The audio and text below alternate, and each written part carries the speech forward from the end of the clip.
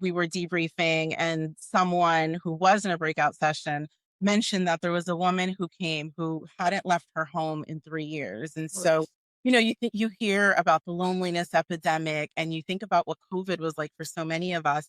Some of us bounced back, and some of us didn't. And so to know that we built something that drove someone out of their home, regardless, whatever was keeping them there, and this was what got them, and this was what got them in a room full of sisterhood and community. It's honestly, I could cry because I never feel like we're doing enough. I'm doing enough. And so you start with one person, and hopefully that ripples out, and she tells another one, and she tells another one. And we know that's what happens. We were actually looking at some of our internal data that tells us this is most women hear about this through a friend. So hopefully she found a friend or found motivation, but just her being there was the first step for her.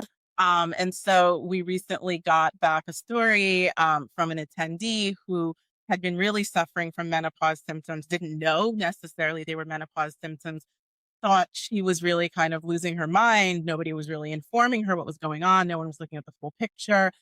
She was pretty anti-medication because there was a lot of information out there that just wasn't conclusive or clear for women.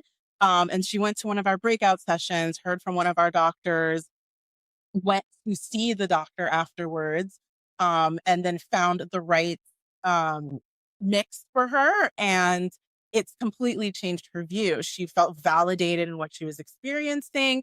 She knew and received the right resources to get checked out. She took that step. And then her and her medical professional found the right thing for her. That's all we want. We just want women to feel heard, feel listened to, and get the resources to make them feel better. The resources are out there. It's just so hard, no matter how educated you are. Health literacy really crosses over socioeconomic status, no matter where you live, how much money you make.